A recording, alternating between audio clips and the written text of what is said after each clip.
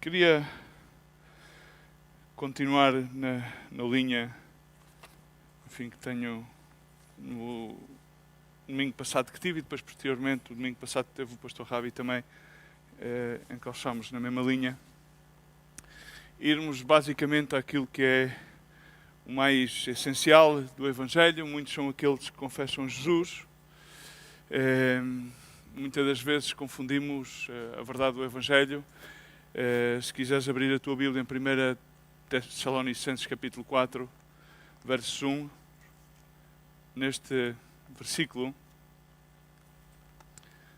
e vamos ler este verso, cujo o título desta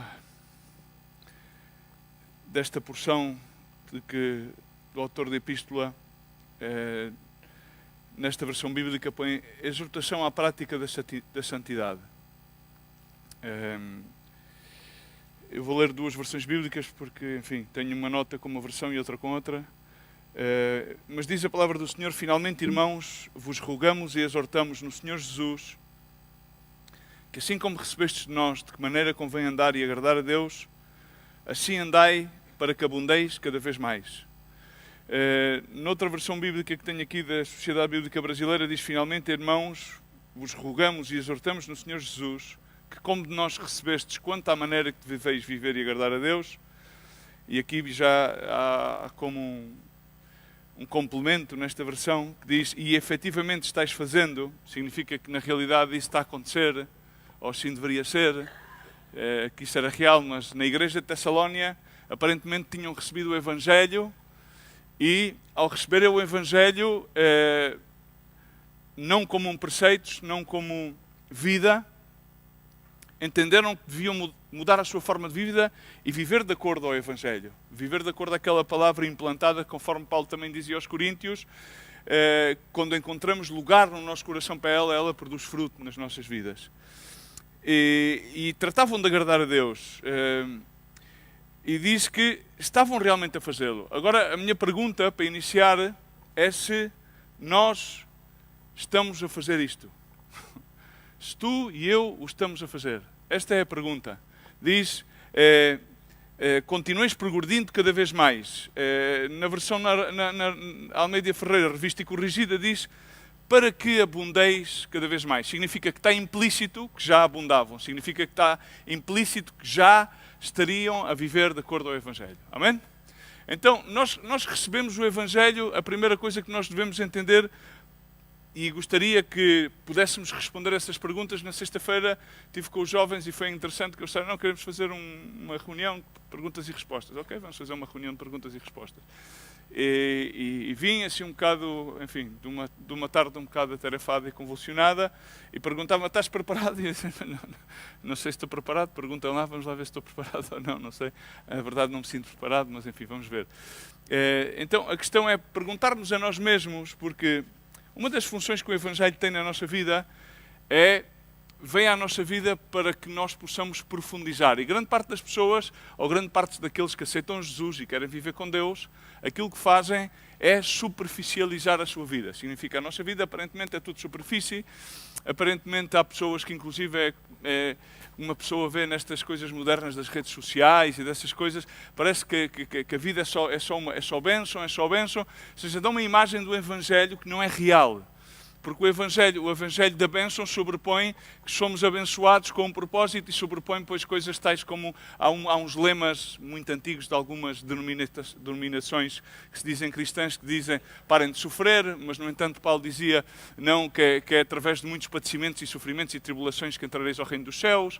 Então parece que há aqui, às vezes, umas contradições. E, inclusive, na nossa própria vida, parece que há muitas contradições no que diz respeito a querer viver o Evangelho. Vimos que, há 2 fins de semana, vimos que é essencial que entendamos a lei, conhecer a Cristo através da lei, porque todos seremos julgados, ao fim todos seremos julgados. Há muitos cristãos que vivem a vida como uma ausência de que um dia já estão com o Senhor, a sua alma já está salva, vão ser arrebatados, vão ir à presença do Pai, vão viver à direita de Cristo, e vai ser uma bênção, mas que isentam ou ausentam-se de escrituras tais como que os tribunais de Cristo, os juízes de Cristo, como que já estamos livres. Não, vivemos na graça porquanto já não estamos Cristo não nos veio para julgar, mas para salvar, mas haveremos todos de prestar contas diante do tribunal branco de Cristo. Todos aqueles que, tendo morto em Cristo Jesus, vêm a ressurgir, significa sofrerão a primeira ressurreição e haverá uma outra ressurreição, mas eu não quero entrar por essas doutrinas, mas simplesmente para entender a responsabilidade de que o Evangelho não é uma coisa que nós possamos levar, de certa maneira, de uma forma ligeira, de uma forma superficial, como se isto fosse, às vezes, um conto de fadas ou uma varinha mágica que vem transformar-nos a vidas e tudo vai bem. Senão o Evangelho é uma realidade. Jesus Cristo provou todas essas etapas do Evangelho. Portanto, ele foi à cruz, ele padeceu injúrias, perseguições, morreu na cruz, foi sepultado e ao terceiro dia ressuscitou e venceu. Por isso todos nós, por meio da graça do Evangelho da graça, temos salvação. Amém? Então temos que aceitar esta responsabilidade e não pensar que o Evangelho é simplesmente uma coisa que nos veio para confortar. Sim, o Espírito Santo sim veio para nos confortar, mas vem para exortar-nos. Aqui dizia Paulo aos Efésios, exortamo-vos. Significa encorajamos-os, chamamos-vos a atenção de que continueis a crescer. A pergunta é se nós que aceitamos a Cristo Jesus ou confessamos Cristo Jesus como nosso Senhor e Salvador, abundamos. Significa abundamos é estamos em crescimento. Significa não é nós, mas Cristo em nós. Amém? Pergunta à pessoa que está ao teu lado, Cristo cresce em ti? E vamos fazer esta introspeção. Vimos definitivamente que um dos grandes propósitos do Evangelho nas nossas vidas não é que nós vivamos uma vida focalizada no aqui e agora, falou-se isso no fim de semana passado, senão que tudo aquilo que façamos por meio da graça de Cristo seja algo que seja transcendental, perene, porque o Evangelho vem-nos a trazer a linha da eternidade. Deixamos de viver no agora, mas passamos a viver tudo aquilo que vivemos agora, terá que ter um impacto que não é simplesmente para o próximo dia, ou para a próxima semana, ou para o próximo ano, mas sim para a eternidade. Sim, que a nossa vida, quando é uma vida que está em Cristo e Cristo cresce em nós, deve manifestar-se. E a palavra, vamos ver isso hoje durante a exposição, para que possamos inquirir no nosso coração, na realidade, se é que ao receber este Evangelho, o Evangelho da salvação, o Evangelho de Cristo, tal como Paulo dizia à igreja de Tessalónia, significa que quando nós recebemos um Evangelho que é limpo, um Evangelho que está livre de conotações doutrinais exacerbadas pelo homem, se não vai à origem do que é simplesmente a palavra de Deus e nós, entendo que o recebemos de uma forma limpa, não predicamos outro que não seja Cristo e este crucificado, pergunto se nós estamos a crescer. Tu estás a crescer, ou melhor, porque a palavra não é bem tu cresças, senão que Cristo cresça em ti. Significa que abundes cada vez mais em Cristo. Significa, como diz a palavra de Deus também, que progridas cada vez mais com Cristo Jesus. Muitas das vezes, quando nós fazemos estas perguntas, temos o que é que nós temos. Não sei se tu te analisas a ti mesmo, é mais simples analisar os outros. É mais simples porque o foco sai de ti e sai para os outros e então os baremos da comparação tornam-se completamente diferentes. Quando tu tens que te analisar a ti mesmo, qual é o parâmetro de comparação que tu usas?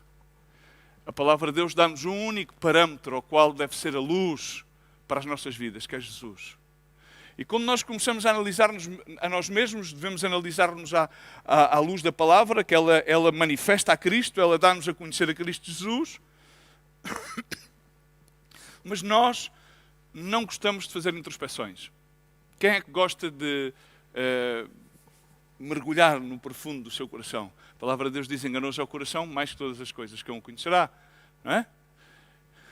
Temos a tendência para levar as coisas a nível das nossas emoções, que nos levam sempre um bocadinho a uma interpretação deturpada da nossa própria condição. Quando nós inquirimos acerca de nós mesmos, a dizer, será que Cristo está a crescer em mim? Nomeadamente, levamos o primeiro intuito que nós temos é responder em base daquilo que sentimos. E dizemos, não, eu sinto-me, vamos falar um bocadinho em evangeliquez, eu sinto-me abençoado. Aleluia. Quantos se sentem abençoados? Quantos se sentem angustiados? Tenho que levantar, porque ninguém gosta de levantar a mão, não é? Quantos se sentem provados? E quantos se sentem aprovados? A aprovação não é dada por nós, dá-nos Cristo. E essa é a grande maravilha. Que nós, em si mesmo, não podendo aprovar nas assinaturas da fé, do amor, de todos os frutos que Ele vai fazer possível que saiam de dentro de nós por meio do seu Espírito, Ele ainda assim aprova-nos, porque Ele vê uma obra concluída, apesar de que nós estejamos em uma obra em construção. Estamos cá? Ok, foi a primeira vez que perguntei.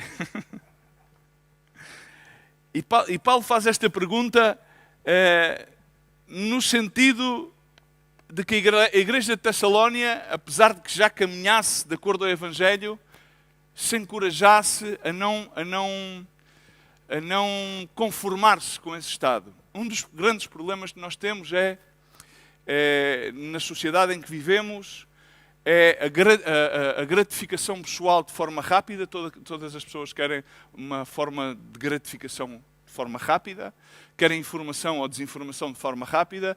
Está num dedo, está num aparelho, está num teclado, está numa televisão. As pessoas querem realizar-se da forma mais rápida possível e vão perdendo a capacidade da progressão. Aqui diz abundando cada vez mais e diz noutra versão progredindo cada vez mais. Então as pessoas chegam a um nível em que dizem, não, até aqui já sinto-me bem. Continuo a ir ao culto, levanto as minhas mãos, leio uma escritura, dou os meus dízimos. Eu até ofrendo parte do meu tempo à obra do Senhor, ou eu já ofrendei toda a minha vida ao Senhor. E ficam por uma área que chamemos-la superficial. Então abundam até um certo ponto, mas depois já não estão dispostos a caminhar mais para lá. E então isto acontece porque nós queremos considerar a nossa posição, e quando refiro a posição não me refiro a ministérios ou a posição social, senão a nossa posição em Cristo, quase sempre a consideramos de forma emocional. Nunca profundizamos nas Escrituras, mais para além. Qual é que é o desejo que Deus tem para as nossas vidas? Como é que vamos permitir que Deus faça com que continuemos a abundar, em vez de nos estagnarmos e precisarmos de um... Eu considero muitas vezes que os sermões são como os filtros de areia das piscinas. Um sermão é tipo um filtro de areia. As pessoas hoje ouvem sermões para que, de alguma maneira, a água, de forma superficial, se mexa e não ganhe bactérias. Se tens uma piscina e tens um filtro de areia, se o filtro não trabalha, passado 2 ou 3 dias começas a ver que a água fica verde, começa a haver, enfim, deterioros. E às vezes a vida de um cristão parece ser uma piscina que tem que ter o sermão, tem que ouvir o sermão, tem que ouvir, ou ver, inclusive, na YouTube, ou tem que há pessoas que têm que estar ligadas a outras pessoas, para que as outras pessoas, em certa e determinada maneira, lhes deem uma palavra ou lhes deem uma direção, para que a sua vida circule. Mas é a sua vida de uma forma superficial, para que superficialmente possamos dizer continuamos a viver em Cristo Jesus. Mas o Evangelho é muito mais que isso. Um sermão não é um filtro. A palavra de Deus diz que a palavra de Deus produz vida, discerne os pensamentos, penetra até o mais profundo dos nossos tétanos. Mas nós somos mestres que, através das nossas emoções, a fazer com que nos analisemos ou nós mesmos nos profundizemos de uma forma muito emocional e não permitamos os desafios que Deus nos traz. Consideremos que ao receber este ensinamento do Evangelho, a primeira coisa é, por meio da graça de Deus, tratar de agradar a Deus, significa tratar de caminhar de acordo a Ele. Paulo dizia, somente que vos porteis como é digno do chamamento do Evangelho. Amém?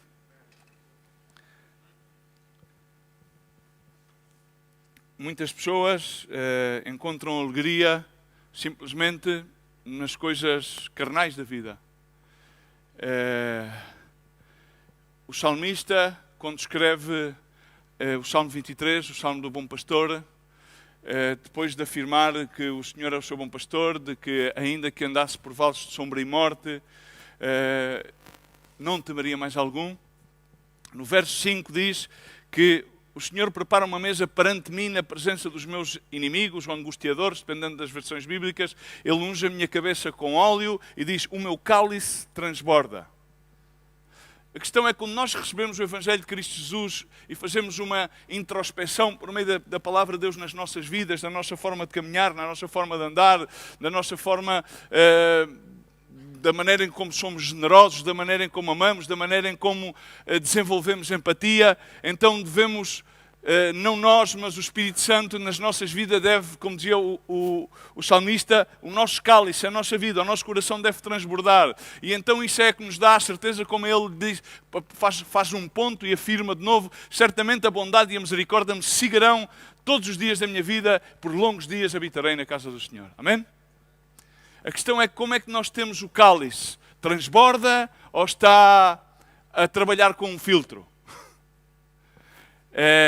O que é que Deus está a fazer em nós e o que é que nós permitimos que Deus faça? Permitimos que Deus leve-nos a crescer na sua graça?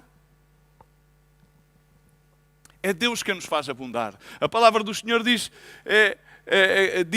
por exemplo, vamos a Efésios 4, para entendermos, isto é de uma maneira muito simples, diz que Ele mesmo, o Senhor, deu dons, ou deu dons aos homens anteriormente. E aqui diz, está a falar acerca dos ministérios, e diz, deu uns para apóstolos, outros para profetas, outros para evangelistas, outros para pastores e mestres ou doutores, querendo, e eu gostaria que tu entendesses aqui algo muito importante, querendo o aperfeiçoamento dos santos para a obra do ministério, para a edificação do corpo de Cristo. Até que todos cheguemos à unidade da fé e ao conhecimento do Filho de Deus, varão perfeito, à medida da estatura completa de Cristo, e diz, para que não sejamos mais meninos inconstantes, levados em roda por todo o vento de doutrina, pelo engano dos homens que com astúcia enganam fraudulosamente, antes, seguindo a verdade em amor, cresçamos em tudo naquele que é a cabeça, Cristo, do qual todo o corpo bem ajustado e ligado para auxílio de todas as juntas, segundo a justa operação de cada parte, faz o aumento do corpo para a sua edificação em amor. Amém? Paulo aqui está a falar acerca de... a tradução do grego é Deus dá graça aos homens. E então constitui a uns, dá-lhe a graça do ministério. E os ministérios existem, ou as funções existem para a edificação do corpo, para que haja uma unidade e para que cheguemos a conhecer plenamente a Cristo. Recordam-se em Jeremias, diz, se não uma coisa devemos gloriar-nos, gloriemo-nos nisto, em conhecer e saber que o Senhor é nosso Deus. Amém? Se alguma glória há, é conhecer e saber. Porque às vezes a gente podemos conhecer pessoas, mas ao fim e ao cabo não sabemos quem são as pessoas. Podemos conhecer a Jesus e não chegar a saber, significa saber é ter a certeza, é ter a fé inamovível, absoluta, sem sombra de dúvida, nem variação, por tudo o que é bom, tudo o que é de boa dádiva, é dada pelo Pai dos céus que está no alto, no qual Ele não muda de ideias, não há variações. Nós mudamos de ideias, mudamos de clube, mudamos de partidos, alguns até mudam de mulher, enfim, está de moda mudar de coisas, mudam de telefone, mudam de casa, outros mudam de igreja, outros mudam de comunidade, enfim, está tudo sempre em mudança, mas a única coisa que não muda é o seu interior, porque o nosso interior muda quando nós conhecemos e sabemos quem é Deus. Então não entendemos que é aquilo que está à nossa volta que deve mudar, senão entendemos que tem que ser o Espírito Santo a mudar em nós. Porquê? Porque Ele deu graças, dons aos homens, deu ministérios, para quê? Para que possamos aperfeiçoar-nos, os santos, edificar a sua igreja e chegar a conhecer a Cristo. Aqui Paulo está a deixar implícito que, primeiro, ele deu graças aos homens, graças que são dons, dádivas, capacidades, para levar a cabo certas e determinadas funções, cujo princípio é edificar quem? Edificar-me a mim. Edificar os demais. Então aqui já se aplica a palavra da abundância e de progredir. Porquê? Quando tu estás a abundar em Cristo, então deve-se manifestar a tua capacidade para amar, para dar, para ser generoso, para entender, para ter mais fé. E tudo isso vai em prol do quê? Dos outros. Porque hoje em dia parece que vivemos um evangelho que está unicamente centrado no nosso ego, no nosso eu. Acerca de mim, acerca do que eu preciso, acerca do que eu sou, acerca do meu estado. Estamos cá? À medida que Deus dá a sua graça e nos equipa e nos dá dons, esses dons não são para servir-nos a nós mesmos, senão para que possamos abundar, progredir. E como é que nós progredimos? Aqui diz a palavra do Senhor que quando recebemos de graça, damos de graça. Quando nós não damos, apropriamos-nos daquilo que não é nosso. E o sentido de titularidade, de propriedade, que é uma coisa que é muito permanente, tem sido cada vez mais nos séculos XX e XXI, e cada vez é mais, as pessoas querem ter propriedade, apropriam-se. A palavra de Deus, inclusive, fala a que cada homem proclama a sua própria bondade, nomeadamente na versão Reina Valera diz que cada homem proclama a sua própria de verdade, mas homem de verdade que o encontrará. Na realidade, o que estava a deixar explícito Salomão naquele provérbio é homem que é consequente com a palavra de verdade.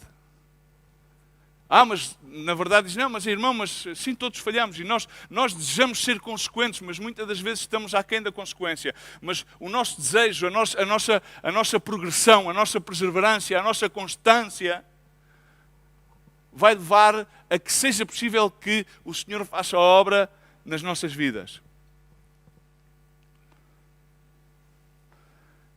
Aqui Paulo está a sacar o foco dos ministérios, a colocar o foco naquilo que dá os ministérios. Hoje em dia as pessoas, inclusive nós mesmos, temos a tendência muito, não, a nossa igreja, o nosso ministério, não, o ministério de Cristo. A comunidade à qual Cristo nos proporciona que nós participemos. Não é nosso, é de Cristo. E Ele faz com que nós possamos cooperar com Ele, apesar de nós mesmos e para além de nós mesmos, Ele dá-nos essa graça. Aqui Paulo está a deixar implícito e a focar que todos os ministérios não são próprios.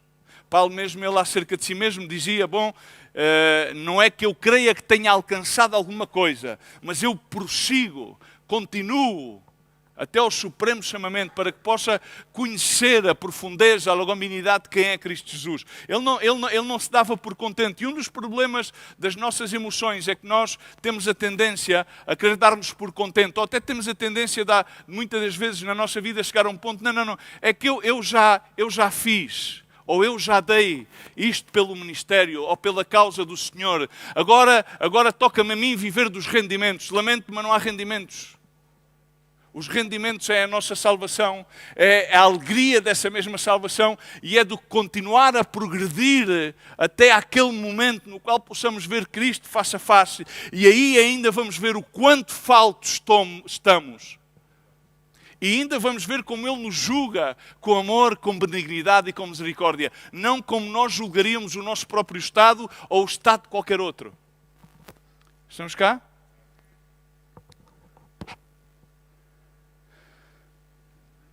Paulo também escreveu aos Coríntios, no capítulo 2, no verso 8, capítulo 8, na 2 de Coríntios, verso 7, diz, assim como em tudo, abundais em fé, e em palavra, e em ciência, e em toda a diligência, e na vossa caridade, para conosco, assim também abundeis nesta graça. Amém? Alguém me ajuda aqui a ver o que é que Paulo queria dizer com isto?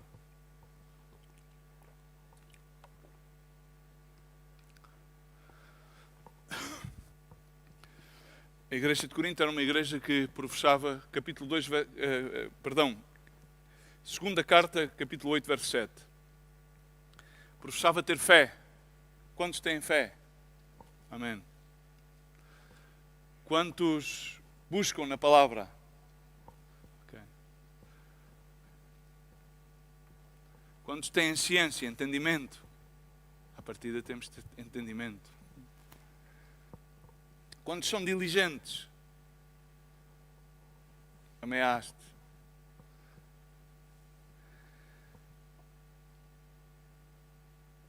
Quantos praticam a caridade?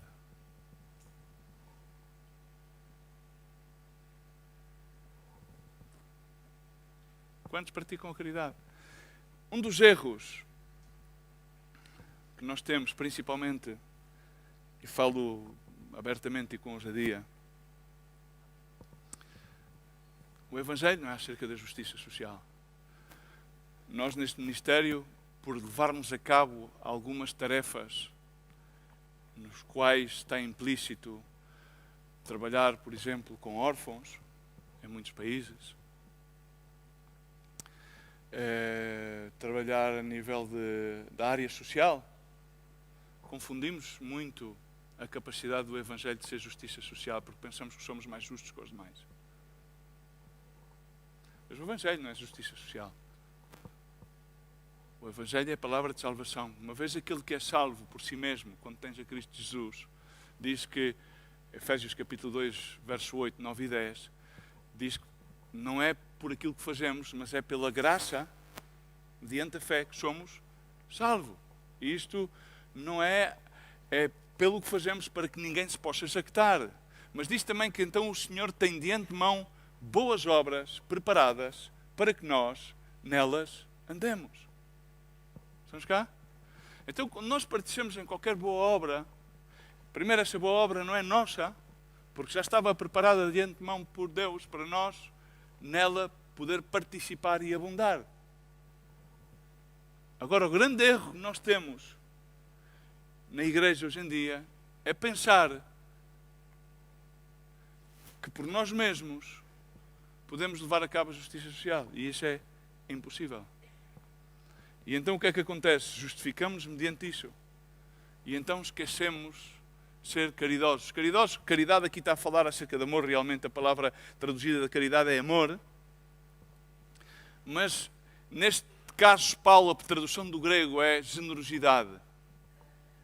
Paulo estava a falar acerca das dádivas que a igreja de Corinto lhe ofertava para que ele pudesse levar a cabo o seu ministério. Estão cá?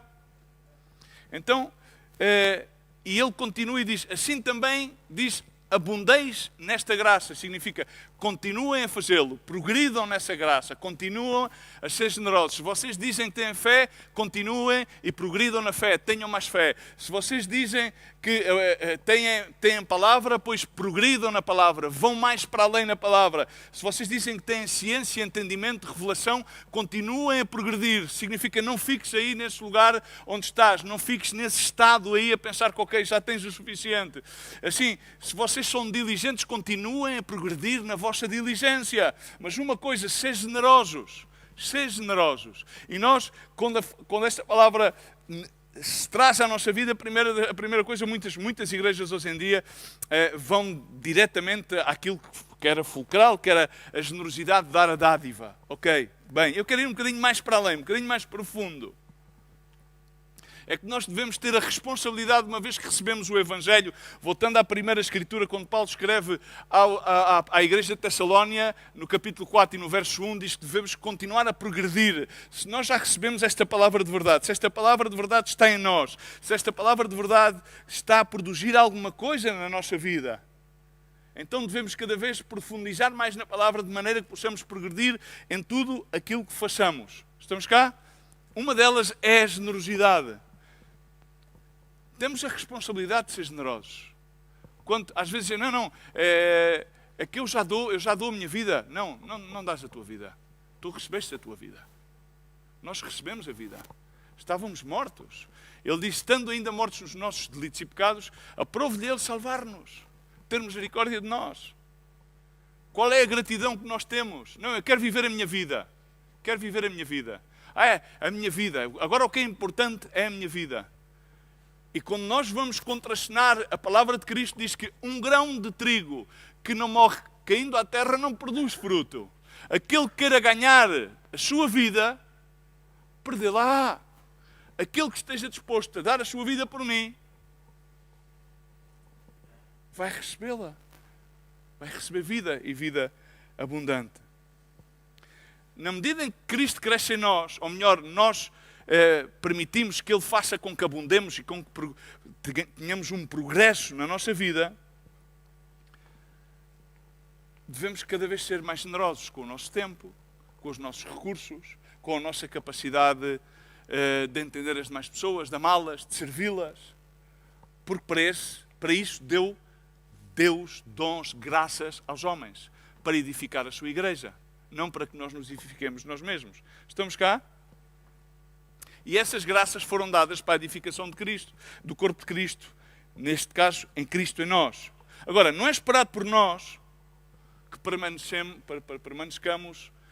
Muitas das vezes as pessoas vão buscar aquela escritura das mensagens às igrejas que devemos voltar ao primeiro amor, não é? Eu não acredito que devamos voltar ao primeiro amor. Eu acredito que só há um amor. E esse amor é como um fogo que ou tu pões lenha na fogueira para que cada vez incendeie mais, ou então corres o perigo de que o amor se vá, ou que a lareira, ou que o fogo vá, em vez de ir em aumento, ir em decréscimo. E aqui aquilo que se trata é como é que nós, ou melhor, como é que Cristo cresce em nós? Será que nós estamos a permitir que Cristo cresça e abunde e nós estamos a abundar? Ou será que estamos numa fase estagnada da nossa vida? Como é que nós nos vemos a nós mesmos? Porque não se espera que tu e eu fiquemos como crianças. Ai, o papai é bom, aleluia, Deus é amor, glória a Deus. Num estado de infantilidade espiritual. Não é má, é boa, de início.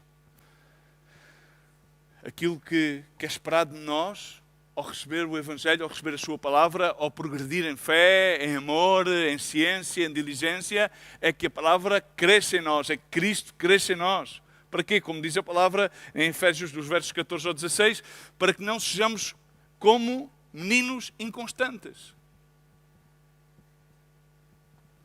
Como diz Santiago, para que não sejamos um homem com homens e mulheres com ânimo duplo.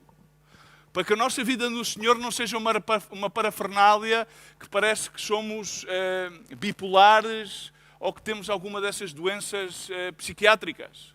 Estamos assim e assim. Não. O crescimento é manifesto. É gradual. Agora não se pode fazer assim, e depois, de repente, passado 2 dias, a pessoa está cá em baixo. Porque Deus é quem dá o crescimento e Deus é quem sustenta. Isso era que foi outra, por assim dizer, outra discussão que houve na igreja de Coríntios, em que comparavam Paulo com Apolo e com Cefas. E Paulo deixou-lhes as coisas claras. Bom, eu pus o fundamento, sou o perito arquiteto, depois Apolo e Cefas, mas veja cada um como é que reconstrói. Mas agora, aquilo que ele disse, que o crescimento quem dá é o Senhor. Agora veja cada um como sobre-edifica. Vejamos cada um de nós como é que permitimos que Cristo cresça em nós, como é que as graças, os dons que Cristo depositou sobre as nossas vidas, crescem nas nossas vidas. Agora, Paulo alerta aqui a igreja de Éfeso, não sejamos como meninos inconstantes, que somos levados por todo o vento de doutrina. Significa que não temos, ao fim e ao cabo podemos saber acerca, mas não conhecemos o suficiente para saber e ter a certeza, estar ali cerçados. Significa, ainda foi falado aqui no outro domingo, ou seja, quando nós, aquele que recebeu o Evangelho, recebeu a palavra de verdade, e edificou sobre a rocha, significa é aquele que ouviu o Evangelho e põe o Evangelho por prática. E quando tu constróis uma casa, tens que procurar que os alicerces estejam bem lançados, estejam bem colocados, estejam bem armados. Por exemplo, na construção utiliza-se a argamassa com ferro e dependendo da quantidade de ferro, etc. É construído fazendo cálculos dependendo da altura do edifício, etc.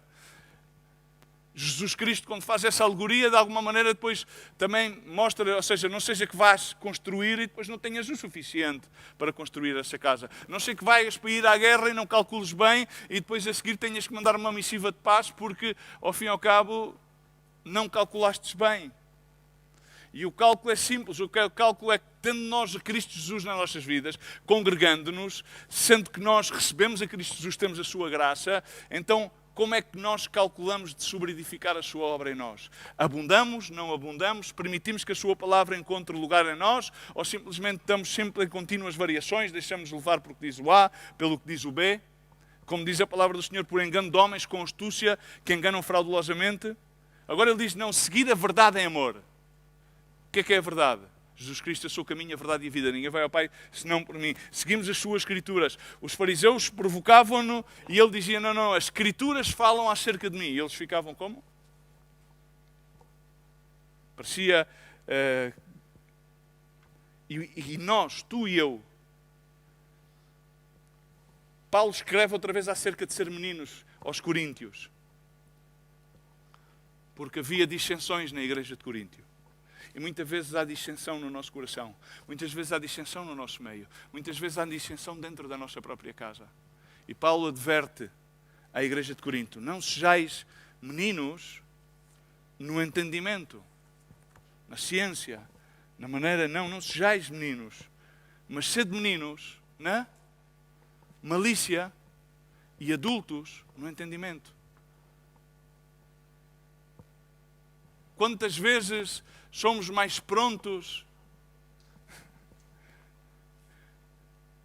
à hora de entender as Escrituras, à hora de entender a vontade de Deus para as nossas vidas, entendemos-as de uma forma como uma criançola. À hora de que a nossa própria natureza dê uma resposta,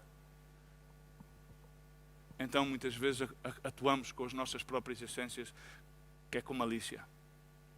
E Paulo via isto, existia isto na igreja de Coríntio. Existe isto no nosso meio. Não podemos iludi-lo. Não, se queremos ser meninos, façamos-lo ao contrário. Cresçamos em entendimento e sejamos meninos na malícia. Porque uma criança não tem malícia. Por isso, Jesus Cristo diz que é necessário que nos façamos como crianças, como meninos, para entrar no reino dos céus. Porque uma criança confia, uma criança continua a ter a capacidade de estar à espera, expectável, de esperar coisas boas. Hoje em dia vê-se que as pessoas cada vez mais, a sua expectativa é negativa. Agora diz que, há um ditado que diz que o ladrão pensa que todos são da sua própria condição. Quando tu vês pessoas desconfiadas, são pessoas que não podes confiar nelas. Não sei se me faz entender. Porque uma pessoa que desconfia, está sempre a desconfiar, é porquê? Não é de fiar.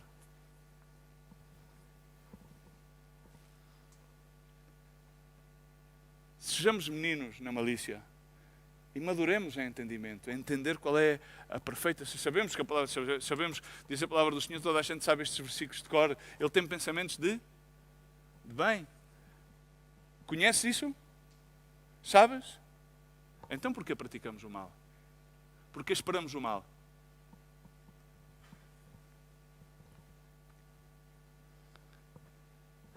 Jesus mostra este princípio quando fala acerca do que é que o ladrão vem fazer e do que é que ele vem dar. O princípio do crescimento, o princípio da abundância. Diz João 10:10, toda a gente conhece este versículo, o ladrão não vem senão para roubar, matar e destruir. Mas eu vim para que tenham vida e vida em abundância. Ele veio não só dar-nos a vida, senão que ele veio dar-nos uma vida progressiva. Abundante significa que vamos em crescimento. Amém? Agora, não é que só como ele dá, a gente só recebe. Não. Nós temos que participar nesse crescimento. Vejamos aquilo que a igreja de Tiátira, João escreve, oráculo por parte do Senhor, em que ele diz: eu conheço as tuas obras, o teu amor, o teu serviço e a tua fé. E a tua paciência. E diz, e que as tuas últimas obras são mais que as primeiras. Em seguida diz, no entanto, tenho contra ti que toleras a Jezabel. Ok, mas não, eu quero centrar-me nisto aqui, neste verso, no verso 19. capítulo 2, verso 19. Eu conheço as tuas obras. Que bom é que nós possamos ouvir isto. Que Deus conhece as nossas obras. São obras nas quais participamos juntamente com Ele. Simplesmente podemos realmente dizer, não, nós não caminhamos por vista, senão caminhamos por fé. Significa que vamos abundando em fé, vamos abundando no amor, vamos abundando na generosidade. Diz aqui o amor, o teu serviço significa que cada vez estamos mais dispostos a servir. Cada vez estamos mais dispostos a acreditar, sem sombra de dúvida, em tudo aquilo que é a soma da palavra de Deus. E a paciência. Estamos dispostos a esperar no Senhor. Agora, há aqui uma coisa muito interessante, porque a mim causa-me algum conflito. Não é geral isto, mas na realidade muitas das vezes parece que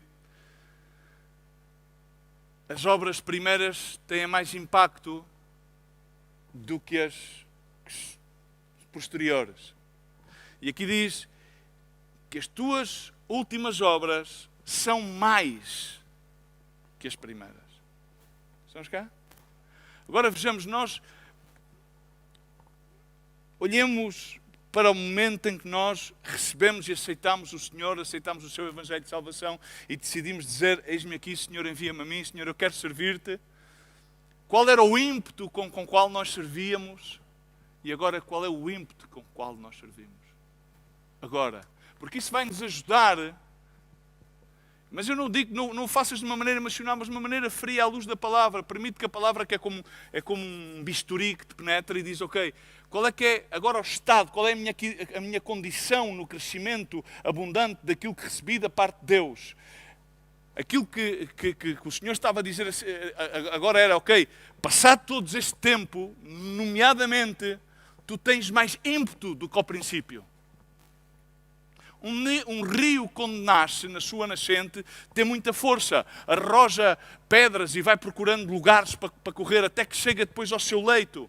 E no leito, quando tu olhas para o rio, parece que o rio não tem tanta força, não é? Mas, na realidade, as marés do rio no seu leito têm muito mais ímpeto do que na sua nascença. E assim deve ser aqueles que estão no Senhor. Aqueles que estão no Senhor, o estado no qual estamos agora deve ser, provavelmente, não é mais visível, ou seja, não é tão ruidoso como um rio na sua nascente, mas que sejamos como o cal do rio, significa que encontra o seu lugar e tem, ao fim e ao cabo, muito mais ímpeto, muito mais capacidade de influir, de levar à prática aquilo que recebemos de graça da parte de Deus. Amém? Isto é uma grande bênção, mas ponhamos nós e vejamos nós diante de Deus.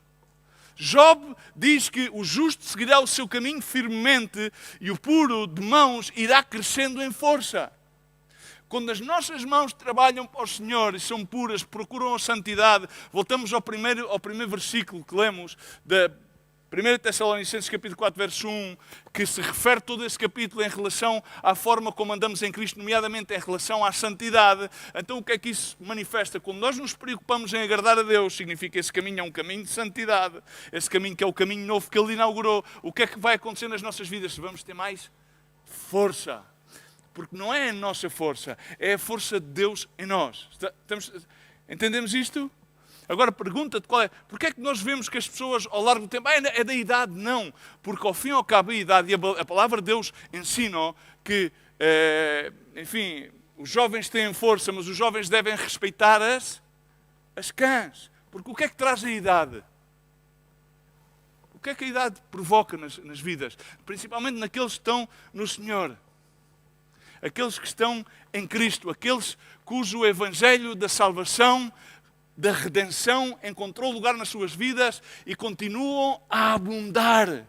Por isso, que vão progredindo cada vez mais. Então, o que é que a idade causa?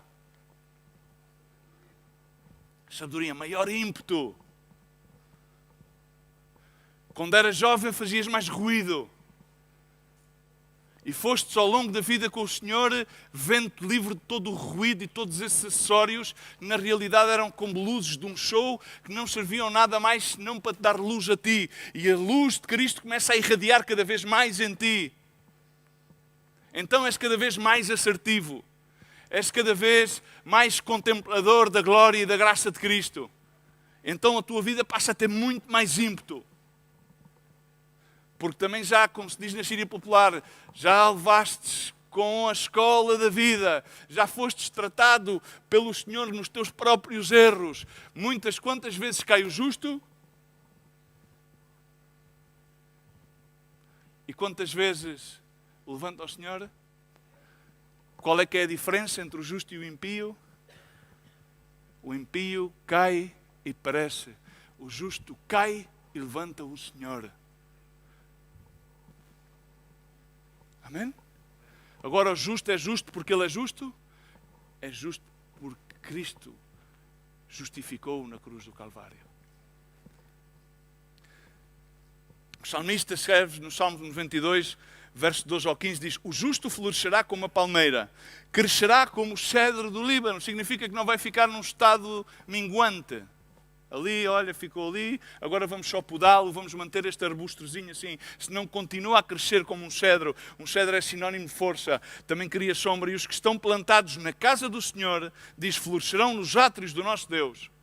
Agora, para rebater aqueles todos que dizem, não, é que eu já tenho 60 e tal, e 70, ok, mas diz que na velhice ainda darão frutos. Ainda darão frutos. Eu queria só ir a 1 Coríntios capítulo 12.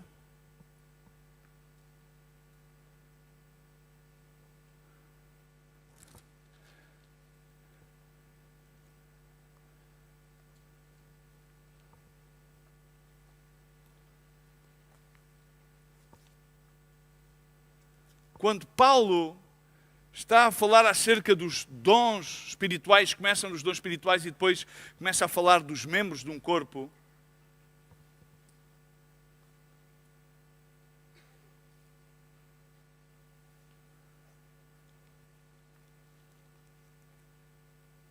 No verso 20 diz que é certo que há muitos membros, mas há um só corpo. Não vou estar a ler todos, mas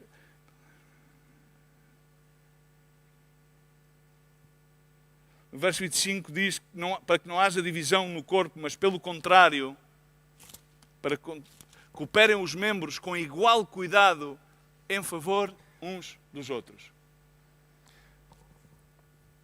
Os membros. Então, às vezes, num corpo, vamos supor o nosso corpo, quando nós chegamos e temos uma idade, temos só uma só idade.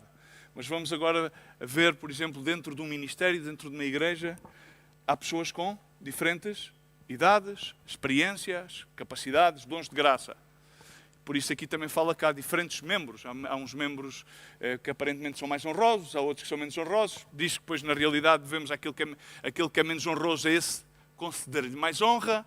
Mas a função do corpo, ao fim e ao cabo, termina que cada membro, com igual cuidado, opere em favor uns dos outros. E é isto que, ao fim e ao cabo, podíamos ler aqui muito mais coisas. Agora, vós sois corpo de Cristo e individualmente membros deste corpo. E depois começa a dizer que um estabeleceu, volta aqui à mesma coisa que escreveu aos Efésios, que é acerca das graças dos ministérios. E começa no verso 29, diz, então, mas acaso todos são apóstolos, ou todos são profetas, ou todos são mestres, ou operadores de milagres? Todos têm dons de curar, todos falam outras línguas, todos interpretam-nos? Então procurai com zelo os melhores dons. Basicamente aquilo que Paulo está a dizer é que todos fazemos parte deste corpo. Agora, por exemplo, há pessoas que, inclusive, há pessoas no nosso meio que lutam batalhas contra o cancro. Eu no outro dia ilustrei um bocadinho isso. Ou seja, o que é o cancro? Alguém sabe me dizer o que é o cancro? O cancro são células do nosso próprio corpo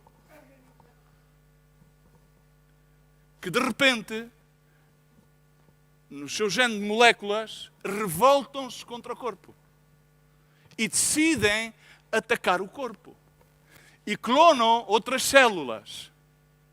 Diz que não podemos ser meninos levados por todo o vento de doutrina, mas muitas das vezes dentro do corpo humano, tal como dentro da igreja, levantam-se células, pessoas, que de repente dá-lhe o troque-moque e diz: vou-me rebelar contra o corpo, vou lutar contra este corpo, vou consumir e vou tratar de conseguir mais simpatizantes. Vou tratar de pôr aspecto de caridade, de comiseração, vou tratar de ter argumentos criados em mim mesmo, as subtilezas da minha sabedoria, para tratar de agregar força para lutar contra este corpo. É aquilo que acontece de uma forma genética, é aquilo que acontece dentro da igreja. Por isso Paulo dizia: não sejais como meninos inconstantes. Conheçamos a verdade, saibamos ver quantas vezes no nosso interior se levanta uma célula cancerígena que vai querer ir de encontro à verdade, o verdadeiro entendimento que há em Cristo Jesus e que nos impede de crescer e quer mais fazer com que estagnemos e com que comecemos a minar a obra de Cristo em nós e naqueles que estão à nossa volta. Por isso temos que identificar se é que estamos a abundar, se é que estamos estagnados ou se é que estamos a retroceder. Cara à vista para fora podemos pôr muitas carátulas, mas para dentro temos que saber qual é que é a nossa constância, porque também há cancro espiritual. Então não nos deixemos enganar, não sejamos crianças. Mas diz que aqueles que são mais velhos, estão na velhice, diz que vão dar frutos. E diz que os frutos são viçosos. O que é um fruto viçoso? É um fruto que tem força, tem ímpeto. Josué e Caleb, quando entraram na terra prometida, o que é que fez Caleb? Caleb disse: vou reclamar este monte da promessa para mim, porque agora tenho 85 anos, mas no entanto continuo a ter o mesmo vigor que tinha quando tive que ficar ali no deserto às voltas, por causa da incredulidade dos outros. Agora tenho o mesmo vigor, por isso reclamo. Significa que os frutos são viçosos. A idade não interessa, interessa como Cristo abunda em nós e nós permitimos que a sua obra se vá desenvolvendo e vamos renovando. Ainda como Paulo dizia, ainda que este corpo se vá esgotando, vá de alguma maneira decaindo as suas forças, as suas faculdades. No entanto, o homem interior renova-se a cada dia. Assim que a idade e a condição anímica não são um estado pelo qual nós podemos dizer, ou as nossas experiências, ou todo o nosso trabalho que nós levamos a cabo no ministério, não são algo com o qual nós possamos escudar-nos, senão que ao contrário, se Cristo está em nós e nós estamos a abundar nele, na sua obra, se temos o zelo de procurar os dons de Cristo, se temos o zelo de que Cristo faça a sua obra em nós, para que tenhamos mais fé, para que tenhamos mais amor, muitas vezes não podemos entender, mas a ideia não é entender, a ideia é crer. Crer nas suas promessas, permanecer nas suas promessas, esperar nele, então ele vai dar esses frutos nas nossas vidas. E vão ser florescentes para que anunciem que o Senhor é reto, que ele é a nossa rocha e nele não há injustiça. Amém? Então, basicamente, tendo recebido a verdade, tendo recebido a Cristo Jesus, não há espaço para que tenhamos preguiça. Não, isto agora é tempo de preguiça. Não há espaço para a insensatez. Não há espaço para a insensatez. Não há espaço para que nos deleitemos nas obras passadas. Não há espaço. Olhar para trás é só para tomar impulso. Mais nada. A gente dá um passo atrás para ganhar impulso. Não há espaço para estarmos com autocomiseração. Sim, muitas vezes as coisas não vêm da maneira que nós desejamos. Sim, muitas vezes ficamos assoberbados com aquilo que passa à nossa volta. Ficamos assoberbados com aquilo que passa no nosso interior. Mas se Cristo está em nós, se a sua palavra de verdade encontra-se no nosso coração, vamos abundando. Temos a capacidade para resistir. Temos a capacidade para procurar que Ele faça a obra. Não nos deixemos enganar. Paulo, quando escreve aos Coríntios também acerca da serpente, como enganou a Eva, e dizia, com a sua astúcia enganou-a, mas também temo por vocês, que de alguma sorte, de alguma forma, os nossos sentidos sejam corrompidos. Qual é o nosso sentido? Profundizamos nós mesmos? Somos capazes de analisar ou deixamos simplesmente que as emoções julguem o nosso estado? E dizemos, não, afinal eu não estou assim tão mal, se aquele ainda está pior do que eu. Muitas das vezes, irmãos, muitas das vezes pensamos dessa maneira. Se isto até não é tão grave, se aquilo também lhe aconteceu não sei o quê. É que lhe passou este e a outro e a outro. E muitas vezes é esta maneira superficial e emocional de queremos julgar o estado em que estamos em Cristo. E isso impede que Ele venha às nossas vidas para que possa continuar a abundar. Porque Ele não nos quer dar uma vida, medíocre. Quer nos dar uma vida na qual nós vaiamos abundando nele, nos seus frutos, nas suas graças, e que possamos fortalecer-nos nas suas graças. Paulo dizia também aos Coríntios que não devemos ignorar nenhum dos ardis do inimigo. E nós dizemos isto muitas vezes de uma forma muito evangelística. Não ignoramos nenhuma das suas maquinações, não ignoramos nenhum dos seus ardis. Não, passamos mais tempo a dormir do que a procurar entender qual é que é a boa, perfeita, santa e agradável vontade de Deus para as nossas vidas. Que é aquilo que nos mantém com a capacidade de resistir ao inimigo e fugir, e ele fugirá de nós, como diz a palavra do Senhor. Amém? Não diz que ataquemos, diz que resistamos. Muitas vezes simplesmente há que resistir e ele fugirá. Mas termino fazendo a mesma pergunta que fiz ao princípio. Pondera hoje, analisa hoje em ti, pondera-te hoje diante do Senhor acerca do teu crescimento, ou melhor, acerca do crescimento de Cristo Jesus em ti. Quanto tu permites que Ele te leve a um maior grau de fé, a um maior grau de amor, a um maior grau de esperança, a um maior grau de generosidade, a um maior grau de benevolência, a um maior grau de benignidade.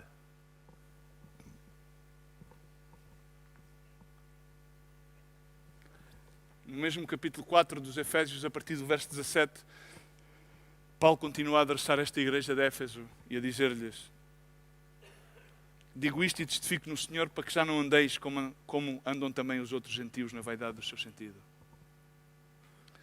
Estão entenebrecidos no entendimento, separados da vida de Deus, pela ignorância que há neles, pela dureza do seu coração, os quais, havendo perdido todos os sentimentos, se entregaram à dissolução, para com avidez cometerem toda a impureza. Mas nós não aprendemos assim a Cristo. Nós não aprendemos um Cristo que nos deixa na impassividade, que nos deixa na terra do pousio. Nós não somos terra de pousio. Não somos terra de pousio nem de queimada. Um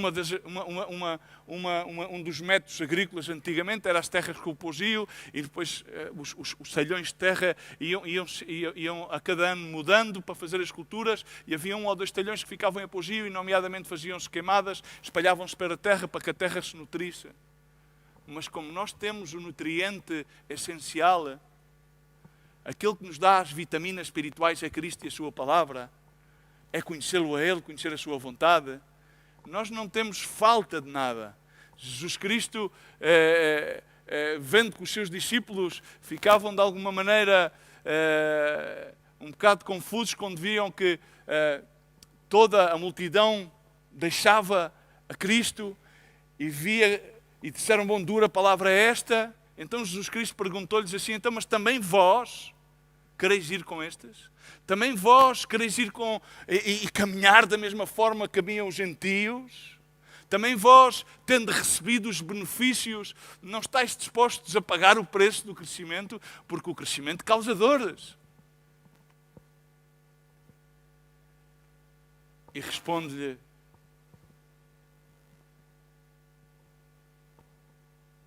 já não recordo, foi Pedro que lhe respondeu? Não.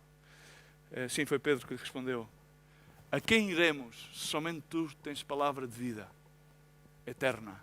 Dizer, a quem iremos se somente tu tens os nutrientes necessários para que nós possamos continuar a caminhar? É no meio da angústia Ele dá-nos os nutrimentos. No meio da prova, Ele dá-nos os nutrientes necessários até que nós possamos contemplar a saída que de antemão Ele já tem preparada. No meio da enfermidade, é Ele que nos dá a ciência, que nos dá a saída, que nos dá a capacidade de resistir para lutar contra esta enfermidade. No meio da enfermidade, então o homem não fica angustiado, senão que o ânimo do homem faz com que a sua alma se vitalize, porque não é o seu ânimo, é o ânimo de Cristo. No meio da adversidade, podemos então contemplar a vitamina espiritual, podemos sempre ir às suas promessas e resistir, não porque tenhamos nossa própria força, senão porque Cristo está connosco. E dessa maneira podemos ver como continuamente o Senhor vai abundando em nós e nós vamos abundando em todas aquelas graças as quais recebemos dEle. Mas vós não aprendeste assim de Cristo, se é que o tendes ouvido, e nele fostes ensinados como está a verdade em Jesus.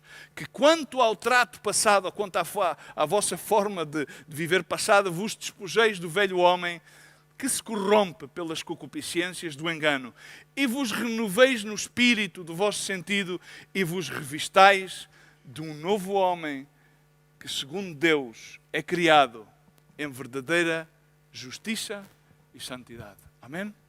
Quando nós vamos a 1 Coríntios capítulo 5, verso 17, dizemos que eis aqui que tudo passou e aqueles que nele creem são feitas. Isso tem que ser patente. Isso tem que ser patente.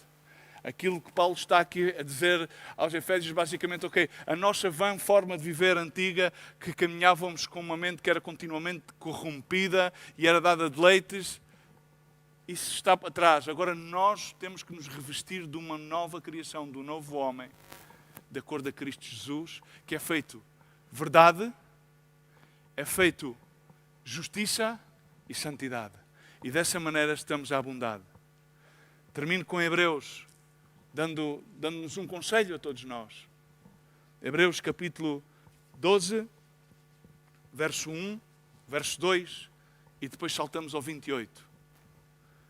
O autor da epístola dizia, portanto nós, também pois que estamos rodeados de uma grande nuvem de testemunhas, temos tantas testemunhas.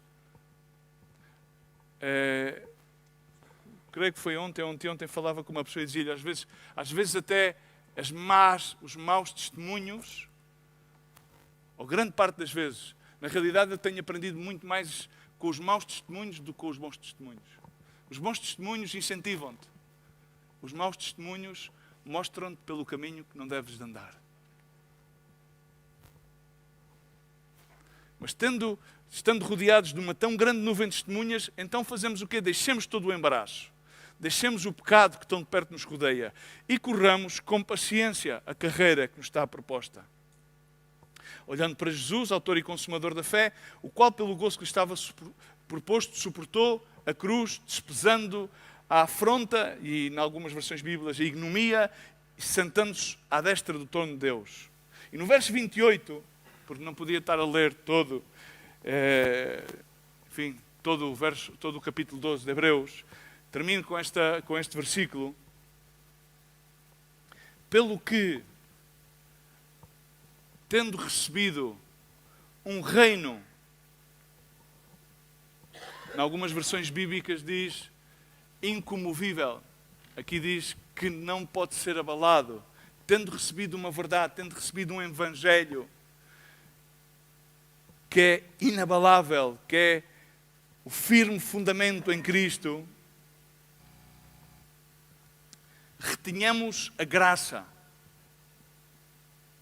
Gosto muito desta palavra, retenhamos a graça, porque nós estamos acostumados a reter mais aquilo que fazemos e a focar-nos mais no que se faz e naquilo que nos qual nos podemos realizar. Mas diz, retenhamos a graça. E diz, pela qual sirvamos a Deus. Não diz, serve a Deus mediante as tuas forças. Não diz, serve a Deus mediante a graça de Deus. Permite que abundes no Senhor mediante a sua graça.